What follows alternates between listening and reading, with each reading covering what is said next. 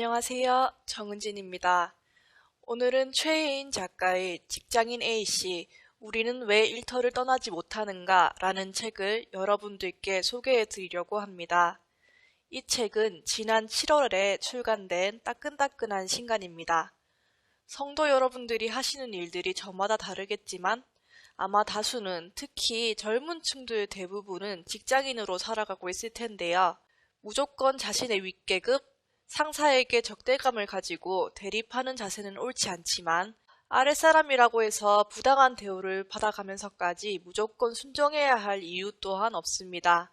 저자 최혜인 씨의 직업은 노무사인데요. 저자는 이 책을 통해 회사로부터 부당 대우를 받았을 때 어떻게 하면 지혜롭게 대응할 수 있는지를 알려주고 있습니다. 존버 정신은 나를 지키는 방법이 아니다. 이 책의 프롤로그 챕터는 이 같은 문장으로 시작됩니다. 존버라는 단어는 젊은이들의 은어인데 사실 앞에 글자가 욕설이기는 하지만 뜻을 풀이하자면 엄청나게 버티는 정신 정도로 풀이할 수 있겠습니다. 버티고 또 버티다 보면 언젠가는 상황이 나아질 것이다. 끝까지 버텨라. 이런 건데요. 하지만 저자는 버티는 것만이 능사가 아니라고 단호하게 말합니다. 자신의 몸과 마음을 망가뜨려 가면서까지 회사의 부당함을 참을 필요는 없다는 것이죠. 작가는 존버가 승리한다 라는 말은 직장에서만큼은 통하지 않는다고 단호히 말합니다. 이 책의 내용 일부를 읽어드리겠습니다. 부당함에 적응하려 애쓰지 마세요. 꿋꿋하게 버티면 된다는 존버 정신은 나를 지키는 방법이 아닙니다. 존버가 승리한다는 말은 직장에서만큼은 통하지 않습니다. 우리는 이를 통해 성장하고 더 나은 사람이 되기 위해 끊임없이 버티고 견디며 나를 채찍질합니다. 마치 성장 중독에 걸린 것처럼요. 요즘은 취업이 참 어려운 시대입니다. 저번 주에 저도 아는 자매를 만나서 서로 부산에 일자리가 참 없다라는 말을 하면서 같이 한탄을 했었는데요. 요즘 젊은이들 끈기가 없다고들 하시지만 일단 일자리 자체가 많지 않으니까 웬만하면 다들 들어가서 오래 있고 싶은데 그런 마음으로 들어갑니다. 그런데 한국고용정보원의 2019년 조사에 따르면 청년 취업자의 43%가 채 2년을 채우지 못하고 첫 직장을 그만둔다고 해요. 왜일까요? 저자는 그 원인을 다음과 같이 이야기합니다. 나는 퇴사를 잘하기 위한 법률적 정보를 소개하면서도 무엇보다 마음이 다치기 전에 꼭 그곳을 빠져나오려고 덧붙인다. 선배들의 이중잣대, 기다려주지 않는 조급함, 사회초년생의 의욕을 이용한 허드렛 일 또는 과도한 노동의 끝에는 번아웃이 있었다. 고작 2년도 안 되는 기간에 많은 젊은이들이 번아웃 수준으로 나가떨어져서 퇴사를 결심하게 되는 것이지요. 2019년 7월 16일 우리나라는 아시아 최초로 직장 내 괴롭힘을 금지하는 법을 제정하였습니다. 이는 우리나라가 노동자 인권에 귀를 좀 더 기울이는 모습을 보인다는 점에서는 긍정적이지만 한편으로는 얼마나 직장 내 괴롭힘이 심하면 이런 법까지 제정하나 싶어 조금 씁쓸하기도 합니다.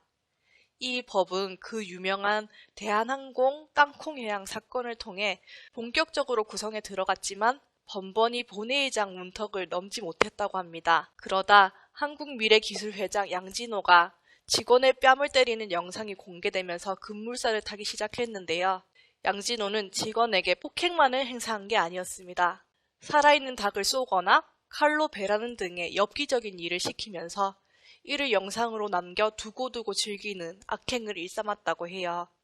결국 자신의 재미를 위해 남긴 영상이 발목을 잡아 법의 처벌을 받게 된 것이죠. 이 책은 노동자들에게 무조건 참지 마라고 부추기는 책이 아니라 정말로 불합리한 사례들만을 모아 그에 대한 대처법을 가르쳐주는 책입니다. CCTV로 일하는 내내 감시를 하여 노동자를 우울증에 걸리게 만든다거나 정규직이라고 해놓고 비정규직 근로계약서를 작성한다거나 하는 식으로 정말이지 불합리한 일을 당하는 젊은이들에게 대처법을 알려주고 있습니다.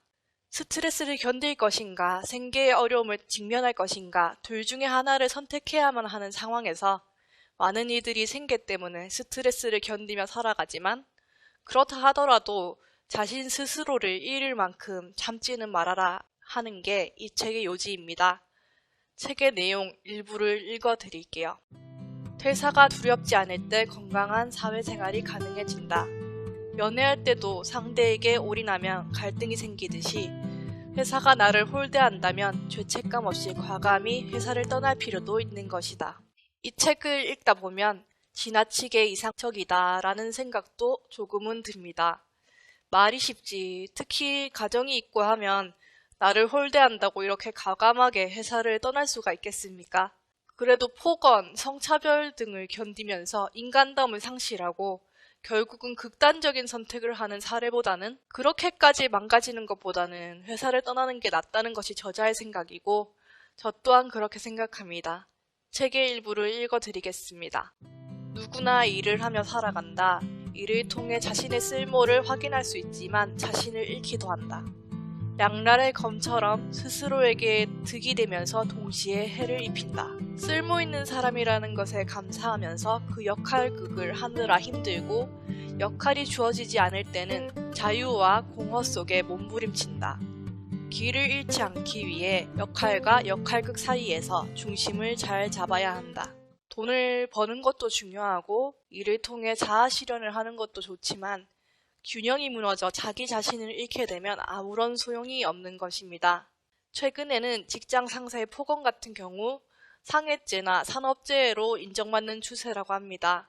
부당한 일을 억지로 참다가 자신의 영혼까지 망가뜨리지 말고 정말 참기 어려울 때는 법의 도움을 받는 것을 망설이지 말았으면 좋겠습니다. 제일 좋은 것은 사회에 믿는 분들이 어디든 계시니 그분들을 주축으로 갑질하지 않는 문화가 퍼져나가 노사가 서로 아름답게 성장하는 것이겠지요. 예수님의 마음으로 고용하고 예수님의 마음으로 일하면 갑질이든 을질이든 존재하지 않을 테니까요. 이 책이 필요 없는 사회가 되도록 우리 모두가 한마음으로 애써야 하겠습니다. 감사합니다.